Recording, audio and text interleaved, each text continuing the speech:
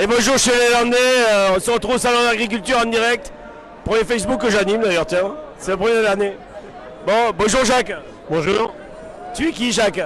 Alors moi je suis la bière Mira, donc brasseur sur le bassin d'Arcachon et je brasse principalement avec de l'orge cultivée par ce jeune homme ici, par Gilles en fait dans les Landes. Et également on récupère notre drèche qui est le résidu des céréales lorsque l'on fait notre brassin de bière. Et cette drèche est récupérée par Gilles pour nourrir également ses cochons. Cochons noirs des Landes. Et de chez moi tu récupères quoi? Chez toi je récupère la viande. On récupère les cochons derrière et on fait des délicieux plats. On a un pub également avec une partie restauration et on travaille en direct donc avec Gilles pour la partie viande. Côte de cochon noir en fait qui est notre spécialité au pub. Alors on a un petit schéma d'ailleurs de tout ça là. Hop. On va le regarder donc. On a appelé ça l'agro-système en collaboration avec chez les Landais et Gilles Pécastin, donc moi. Donc on démarre d'une culture d'orge parce que sans paysans il n'y aurait pas de bière. Faut que les choses soient claires. Donc l'orge, on va la diriger vers une malterie. Alors aujourd'hui on n'a pas de malterie nous. Comment on fait Jacques? Alors ouais, on a un projet de micro-malterie en fait directement sur place. Donc ce qui est en circuit court, c'est-à-dire que l'orge serait cultivée directement par Gilles et directement maltée sur son exploitation. Voilà, ouais, encore un projet. Oui, un autre projet encore. C'est marrant, dès qu'on se voit avec Jacques, on a plein de projets ensemble. Non, mais je crois que c'est aujourd'hui d'actualité, en tout cas c'est très important. Pouvoir faire des circuits courts, ça fait vraiment partie en tout cas des gènes de Mira, mais également des gènes de Gilles. Il y a vraiment un esprit commun là-dessus, avec une envie de faire des choses en commun et localement. Ouais, moi je dis souvent on veut faire des choses qui ont du sens, tout simplement, du bon sens.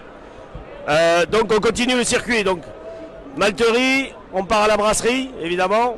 Alors je vois forage de l'eau de source, c'est pas la source des abattis? Alors non, on ne peut pas le dire parce que les abattis c'est une marque, mais en tout cas bon, on a une spécificité chez Mira, c'est qu'on brasse avec de l'eau de source. On a fait un forage à 300 mètres de profondeur et on brasse avec une eau qui a 22 500 ans et on pense en tout cas être les seuls en Europe à brasser avec une eau de cette qualité-là. Donc ça fait partie du concept en fait, de l'orge locale, de l'eau locale et du personnel local aussi, parce qu'on a embauché une trentaine de personnes pour ça. Alors on déroule l'agro-système encore. Dans la bière, derrière la bière, derrière la brasserie, il n'y a pas que de la bière.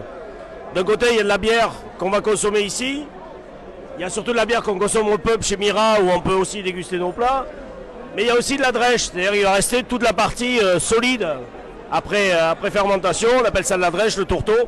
Ça revient sur ma ferme et ça va être consommé par les animaux, vaches et cochons sur ma ferme. Voilà. De notre côté, la brasserie récupère de la viande de chez moi, donc essentiellement du cochon.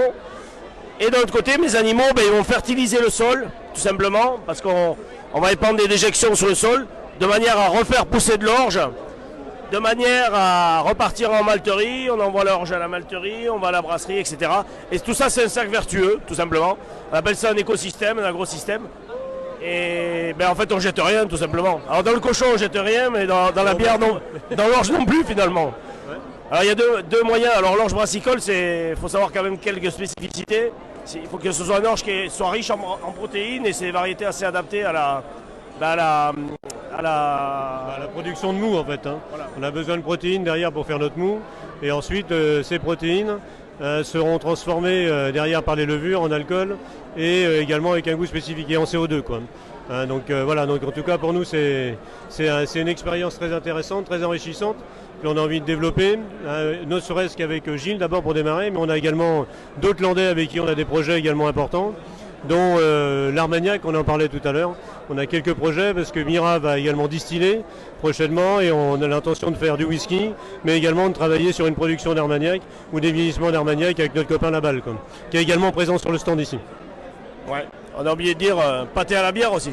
Oui, on a également, alors, une fois qu'on a le cochon, on sait faire plein de choses. Donc, à part nos côtes de cochon, on sait également faire du pâté. Donc, nous avons testé nos premières recettes de pâté à la bière. Et je dois dire que c'est plutôt très sympa et très satisfaisant. Donc voilà, donc les vins également, les vins des Landes, hein, donc toujours avec la balle dans un premier temps.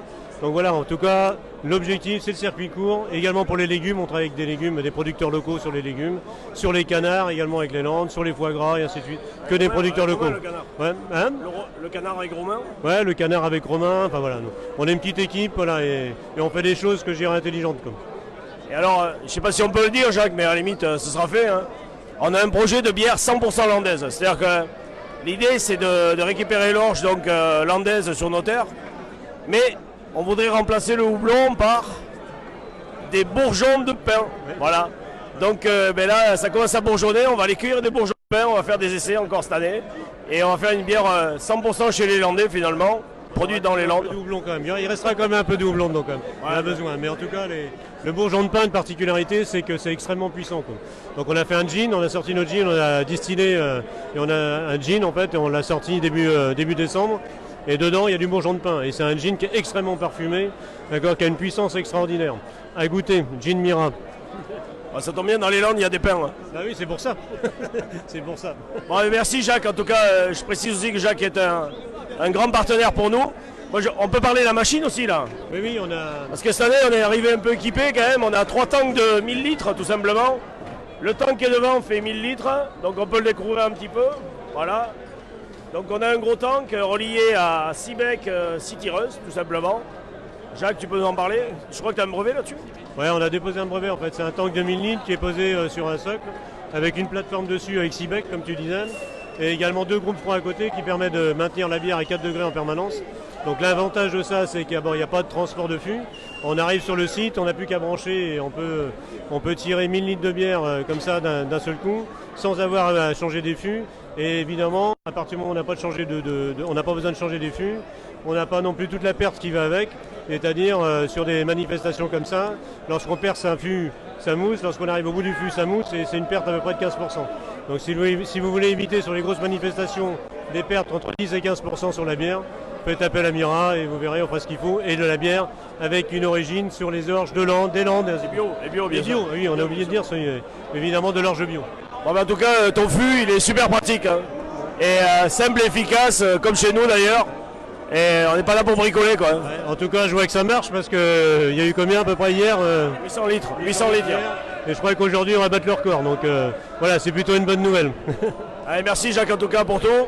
Et moi, je continue à collaborer avec toi, parce que c'est chouette. Merci Jacques. Merci aussi, merci.